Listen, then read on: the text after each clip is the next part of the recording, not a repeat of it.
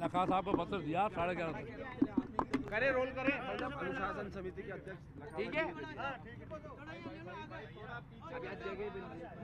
करें रोल करें भैया हिंदुत्व वाले नेता उन्हें पिछले दिनों निलंबित कर दिया गया था, आज फिर से बीजेपी प्रदेश मुख्यालय पहुंचे, क्या कारण है? ऐसा है कि मुझे निलंबित किया वो गलत किया। पहले कारण बताओ नोटिस देना चाहिए, पार्टी में सिस्टम ये है। और मेरे से पूछना चाहिए कि आपने गंगा जल क्यों छिड़का, आपने क्या भाषण दिया, किसके खिलाफ दिया। उसकी बजाय सीधा निलंबित करके आपको टीवी चैनल अखबारों को दे दिया, ये गलत किया। इसको उन्होंने स्वयं स्वीकार किया होगा और नहीं तो करेंगे। और आज मैं आया हूँ, श्रीमान लखाओ साहब के पास पत्र मैंने सुबह दिया। वो इतना करने के बाद मेरे को और अनुशासन समिति में और भेजा, उसका जवाब मैंने दे दिया। मेरा इन दोनों जो विषय चल रहा है बहुत विवादित और विवादित नहीं है। बात यह है कि मैंने राम को नाकारा मानने वाले कांग्रेस के नेता श्रीमती सोनिया गांधी, श्रीमान खरगे साहब, श्रीमान राहुल गांधी और अन्य नेता, और राम का जन्म अयोध्या में हुआ इसका सबूत लाओ, ये एफिडेविट लगाने वाली श्रीमती सोनिया गांधी। राम सेतु काल्पनिक है, ये उन्होंने कहा। 3 एफिडेविट लगाए, बिल्कुल गलत लगाए। इसके विरोध में मेरा स्टेटमेंट था, वीडियो था। मेरे यहाँ जहाँ मैं रहता हूँ, अलवर में निवास है, अपना घर शालीमार, वहाँ पर एक राम मंदिर अयोध्या की तर्ज पर बना है। उसका 6 को रामनवमी को उद्घाटन था और विमोचन था।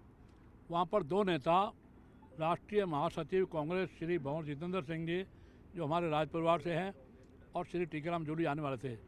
हमारे राज परिवार के श्री भंवर जितेंद्र सिंह जो राहुल गांधी के नेगेटिव भी हैं, श्रीमान राहुल गांधी के, वो बहुत चतुर और चालाक, खुद आए नहीं और श्री टीकाराम जूली को भेज दिया।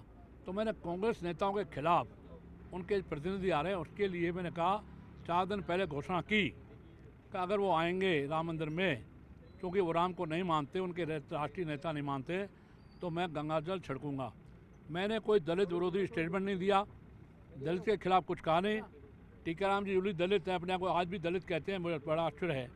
उनको जिताते हैं 90% गैर दलित लोग, फिर भी वो अपने आप को दलित कहते हैं। मैंने दलित विरोधी कोई बात इसलिए नहीं की कि मेवात में रामगढ़ से चुनाव लड़ा, श्री रामगढ़ से चुनाव। रामगढ़ के बाद नौगावा, फिरोजपुर, बड़कली, नूह, नगीना और बादशाहपुर, और उसके साथ में सोना तावड़ू, और इधर डीग नगर, कामा, सब जगह मैं दलितों की रक्षा करता आया हूँ, उनका कवच हूँ और उनका मैं मसीहा हूँ। उनके 62 गाँव में मैंने दलितों को ज़मीन छुड़वा के दी, उनकी बहन बेटियों को इज्जत बचाई। लंबा नहीं कहूँगा, कभी लंबा इंटरव्यू आप लेना। 27 लड़कियाँ, 2 कुमार और 2 खातियों की, बाकी सब दलितों की लड़कियाँ मैंने बिहार, यूपी, बंगाल के अलग अलग ज़िले से निकाल कर लाया।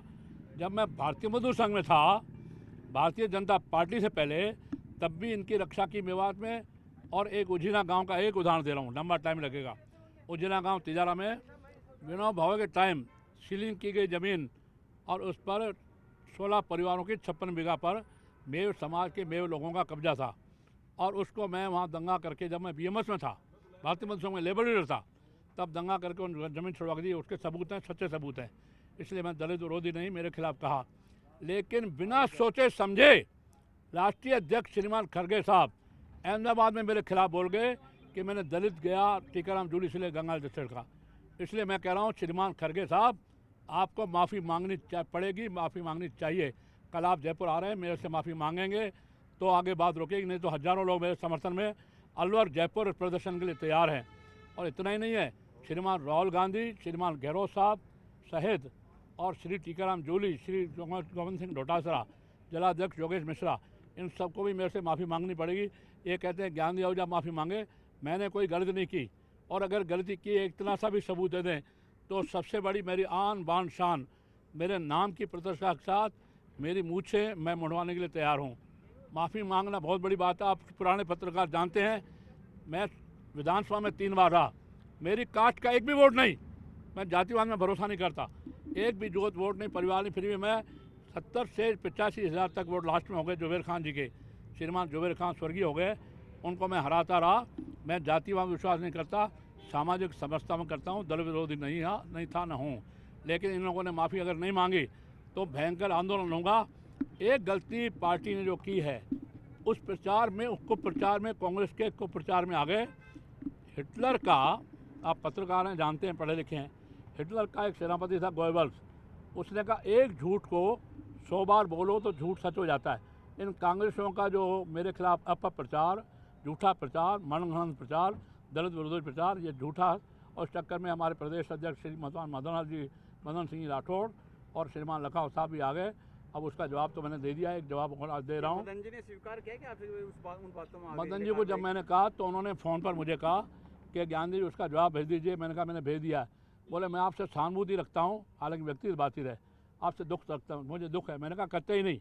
ज्ञानदेव आहूजा विल और दिल रखता है लेकिन बिल नहीं रखता, पैसा नहीं ज्ञानदेव आहूजा के पास। मुझे आपकी सहानुभूति और दुख नहीं चाहिए, और सत्य परक बात करिए। मैंने कोई दलित विरोधी स्टेटमेंट नहीं दिया।